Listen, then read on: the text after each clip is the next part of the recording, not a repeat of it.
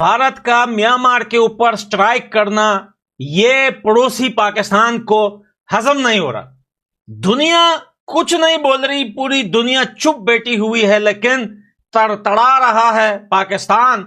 और बार बार लेकर कल से अभी तक 200 से 250 बार पाकिस्तान के सारे न्यूज चैनल पर एक ही वीडियो जो है बनाई जा रही है कि एक आजाद मुल्क के ऊपर भारत ने जो है, भारतीय सेना ने जो है जाकर बमबारी कर दी भैया। बजाय इसके कि हम उसको बुरा भला कहें, बजाय इसके कि हिंदुस्तान को हम कहें जी ये गलत कर रहा है, वो गलत कर रहा है, वो तो दुनिया देख रही है। आई ने दावा किया है कि उसके कैंप्स पर भारत ने हमला किया है, जिसमें उसके टॉप कमांडर मारे गए, लेकिन सेना और असम सरकार कह रही है कि ऐसा कोई ऑन ऑपरेशन हुआ ही नहीं। अननोन गनमैन के बारे में तो आपने सुना है, लेकिन साहब अब अननोन ड्रोन भी आ गए। भारत का म्यांमार के ऊपर स्ट्राइक करना ये पड़ोसी पाकिस्तान को हजम नहीं हो रहा। दुनिया कुछ नहीं बोल रही, पूरी दुनिया चुप बैठी हुई है, लेकिन तड़तड़ा रहा है पाकिस्तान।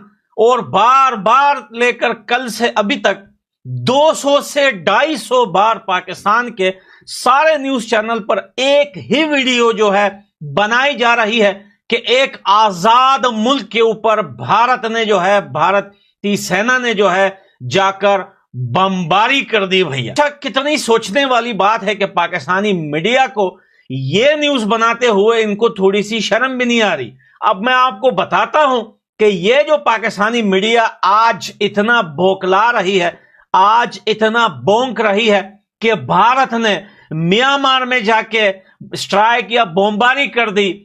आई ने दावा किया है कि उसके कैंप्स पर भारत ने हमला किया है, जिसमें उसके टॉप कमांडर मारे गए, लेकिन सेना और असम सरकार कह रही है कि ऐसा कोई ऑन ऑपरेशन हुआ ही नहीं। तो चलिए जानते हैं कि यूएलएफए ने क्या दावा किया है, जवाब में सेना और सरकार ने क्या कहा। दरअसल रविवार की सुबह यूएलएफएआई ने एक प्रेस बयान जारी कर देश भर में हलचल मचा दी। अननोन गनमैन के बारे में तो आपने सुना है, लेकिन साहब अब अननोन ड्रोन भी आ गए। भारतीय सेना के कुछ कह रहे हैं सैकड़ों, कुछ कह रहे हैं हजारों ड्रोन्स ने जाके म्यांमार में घुस के अल्फा आई, यानी परेश बरुआ वाली जो अल्फा है, अल्फा इंडिपेंडेंट, उसके एक कैंप पर हमला किया। और ये पता कैसे चला? पता ऐसे चला कि अल्फा ने खुद ने एक प्रेस रिलीज जारी की और ये कहा कि साहब कि हमारे एक बहुत सीनियर कमांडर मारे गए, 19 हमारे काडर मारे गए और 19 लोग घायल हुए हैं, और जो पीएलए है आपका मणिपुर वाली जो आउटफिट है उसके भी कुछ लोग हैं, वो भी मारे गए। तो ये जब आया तब ये पता चला, और ये उन्होंने खुद ने कहा कि साहब कि ये इंडियन आर्मी की स्ट्राइक थी। तो इंडियन आर्मी तो आप जानते हैं इस समय ड्रोन कैपेबिलिटी भारत की जो है वो उच्चतम कोटि की है, यानी पूरे विश्व में सबसे प्रसिद्ध हो रही है।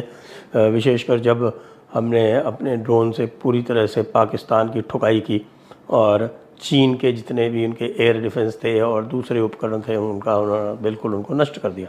ये तो भाई एक आजाद मुल्क की खिलाफ वर्जी है, पला है, ईटीसी है। अब मैं आपको बताता हूं कि जब अफगानिस्तान में पाकिस्तान के ड्रोन्स आकर वहां पर अटैक करते हैं, कई बार वो अफगानिस्तान के किसी भी एरियाज में घुसकर बच्चों और सिविलियंस को मारते हैं, आपने कई बार देखा होगा।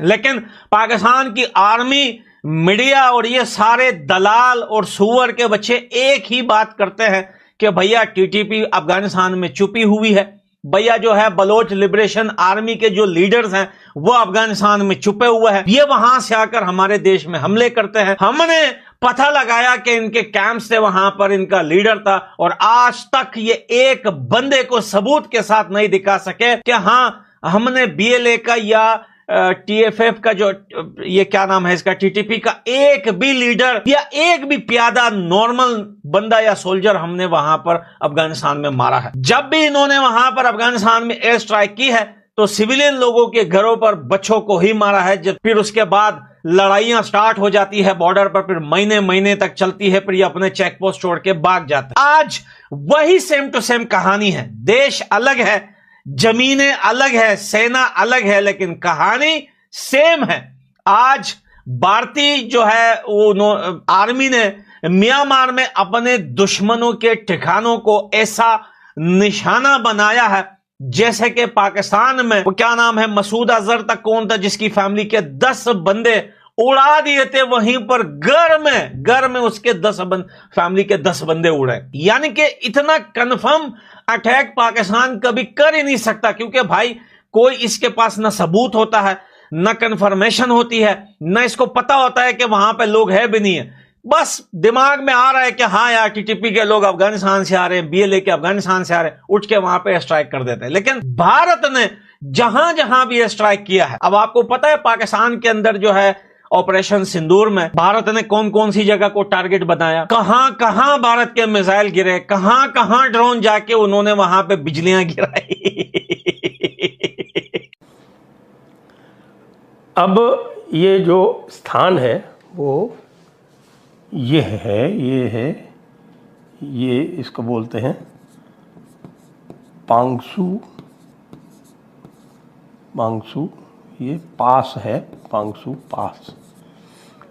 और ये जो आप ये रूट देख रहे हैं, ये यहाँ ये डिब्रूगढ़ है, यहाँ तिनसुकिया है, तिनसुकिया से ये देखिए ये इधर चलता है डिगबोई होते हुए, और ये जा रहा है, ये ओल्ड मांडले रोड बोलते हैं इसको। तो ये जो ओल्ड मांडले रोड है, मांडले ये रहा। वैसे जो अभी तक आजकल जो बातचीत हो रही है वो ये है कि साहब यहाँ पर मणिपुर के पास में ये इम्फाल है, ये है इम्फाल से ये है मोरे। तो ये मोरे से जो रोड जाती है वो मांडले, और उससे जो आप बात कर रहे हैं जो थाईलैंड को जोड़ने के लिए जो हाईवे बनाया जा रहा है, यानी कि ट्रांसनेशनल हाईवे है, वो यहाँ से इसका अलाइनमेंट जाता है। और जो स्थान बताया जा रहा है वो ये है, ये क्योंकि यहाँ पर कैंप इनके थे जो भी, वो पूरे के पूरे नष्ट कर दिए गए। अब आप जो देख लें, ये यहाँ पर भारत का जो ईस्टर्न मोस्ट पार्ट है वो है, विजयनगर बोलते हैं उसको, जो बिल्कुल आपके अंडमान की सीध में पड़ता है, लगभग। वैसे तो अंडमान ईस्टर्न मोस्ट हो जाते हैं, लेकिन ये लगभग अंडमान की सीध में पड़ता है। मेनलैंड में ये ईस्टर्न मोस्ट पार्ट है भारत का।